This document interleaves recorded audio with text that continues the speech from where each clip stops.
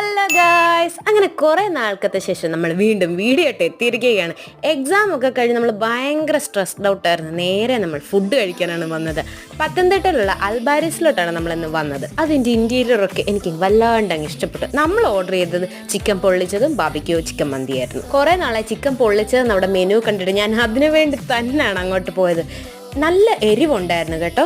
അത് എൻ്റെ ഒരു എരിവ് ലെവലിനേക്കാളും ഞാൻ ആദ്യം ആ ചിക്കൻ പൊള്ളിച്ചത് തന്നെ അങ്ങോട്ട് തുടങ്ങി. കാരണം കുറേ നാൾ കാത്തിരുന്ന് കിട്ടിയതാണല്ലോ. അപ്പോൾ ആദ്യം ആ ഒരു ചിക്കൻ കണ്ട നല്ലതായിട്ട് ഇതങ്ങ് ഇളകി വരുന്നുണ്ട്. അത്രയും സോഫ്റ്റ് ആയിരുന്നു ആ ചിക്കൻ.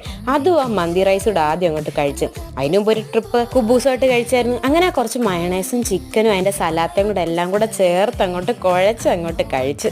കുറച്ച് കഴിഞ്ഞപ്പോഴാണ് അവൾ പറയുന്നത്, എടി ഈ ചിക്കൻ്റെ സൈഡിലൊരു തണുപ്പ്. സത്യമായിരുന്നു, ആ ഒരു ചിക്കൻ്റെ ഒരു സൈഡിൽ ഒരു ഇച്ചിരി തണുപ്പുണ്ടായിരുന്നു. എനിക്കൊന്ന് ചൂടാക്കിയപ്പം ശരിയായിട്ട് ചൂടാക്കിയില്ല. ചൂടാക്കുന്നതൊക്കെ ഒന്ന് ശ്രദ്ധിക്കണം കേട്ടോ. അപ്പോൾ ഇന്നത്തേക്ക് ഇത്രയേ ഉള്ളൂ. ബൈ. സബ്സ്ക്രൈബ് ചെയ്യാൻ മറക്കണ്ട.